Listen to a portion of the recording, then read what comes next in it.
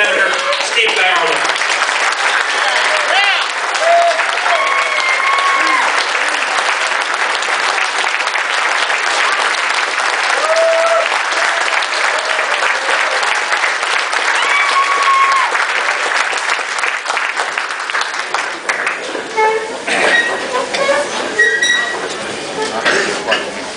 Thank you all, my brothers and sisters of organized labor. Thank you.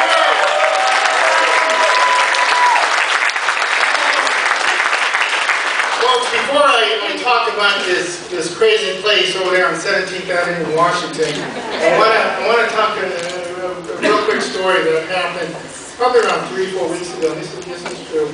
As we all know, on Friday, the legislature is not in session. So this one particular Friday, I was sitting at home, and I get a call from the state capitol. It says, Steve, we got 2,000 students from Phoenix Union High School, various high schools, Trevor Brown, Maryvale, Alhambra, Metro Tech, North, Cesar Chavez High School, many other high schools throughout the entire state. Said we have 2,000 students who have walked out of class, and they're marching to the Arizona State Capitol. Well, real quickly, I get dressed, and I said, I'm coming down. I'm coming down to the State Capitol. I want to be the first thing that these students see when they get to the Capitol. I want to let them know that there are many members here at the state legislature that are standing with them and fighting for them. It's interesting, though, when I got to the Capitol, the head of security and some DPS officers said, Steve, Senator, you got to tell these students they can't be walking out of class. If they want to protest, do it correctly. Do it after school. Do it I said, no way in hell. You know,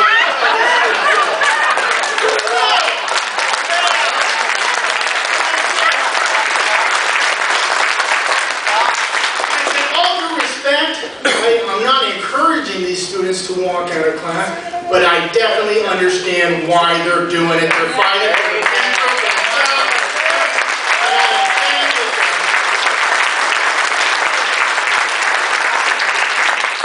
folks, every year at the legislature, I introduce a bill that would do two things. There's two different bills. One that would create a monument in the Capitol Mall honoring the legacy of Cesar Chavez. Yeah. My second bill would actually create a paid state holiday honoring the legacy of this great hero of ours, Cesar Chavez. And every year, these bills actually get in a desk drawer. But we're not going to give up the fight. I think it is upon us to continue to educate the people of Arizona why it is so important to honor this individual. The work and dedication he did for workers across, not only in Yuma, in Southern California, but across this country. His work is still felt throughout this entire country, and it's upon us to make sure that we have a holiday in the state of Arizona honoring the legacy of Cesar Chavez, and it's something that we will definitely happen. When I was first appointed or elected to the Phoenix Union High School Governing Board, one of the first tasks we did, we created a holiday within our school district to honor Cesar Chavez. All 23,000 students throughout Phoenix Union have this day off. They have his birthday off to honor his work. And we have to continue that work, not only at the school district, but other jurisdictions as well. City of Phoenix has done a great job in taking the lead, but we have to encourage other school districts, other cities and towns to also follow in those footsteps and create a holiday honoring Cesar Chavez. Folks, real quickly going to the state capitol, last Friday we passed out a bill that would decimate higher education, make it virtually impossible for hard-working families to send their kids to school, to a community college or university in this state. A bill that would pretty much raise tuition for all students in the state of Arizona, making it almost impossible for anyone to afford. We now also passed a bill that would decimate and cripple our public education system. I sit on the school board. I see how these cuts affect our students and the hardworking teachers that are working so hard. We have teachers right now in our school districts that are only thing they're asking for are the tools and the resources to do their job, and that is to educate the future of Arizona.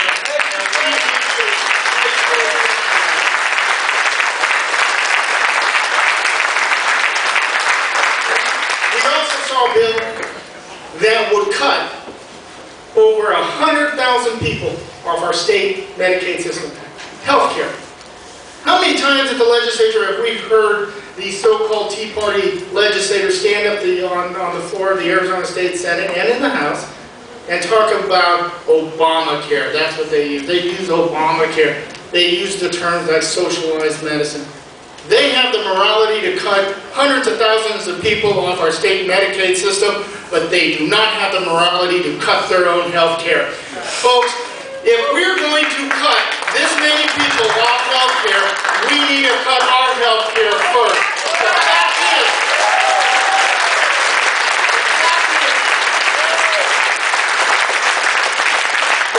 is, Governor Brewer and members of the legislature, including Senate President Russell Pierce, have lived off government-paid health care. Let's call it what it is.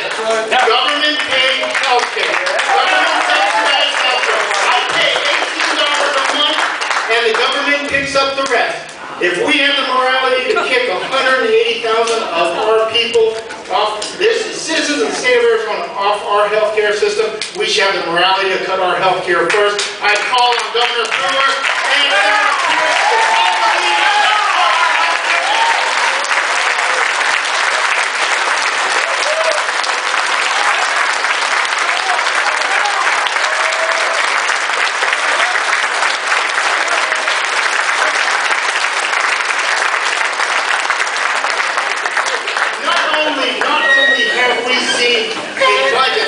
That has crippled and will cripple Arizona's economy.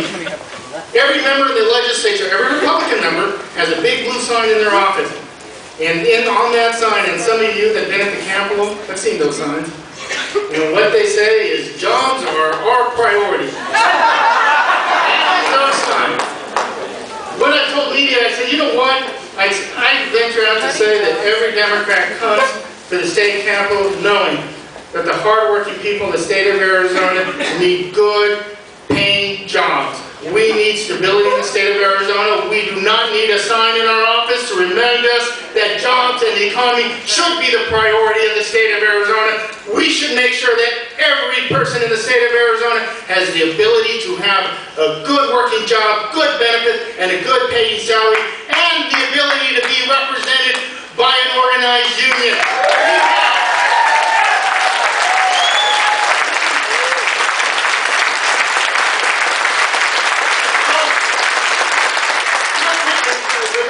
Looking, getting an evil eye saying, hurry up. But real quickly, we have seen legislation introduced this year, like never before, to do one thing, and that is bust the organized working unions in the state of Arizona, making it very difficult for the employees of this state to be fairly represented in their jobs. We must stand together to say no more. As what happened in Wisconsin, we got to do it here. We got to stand united.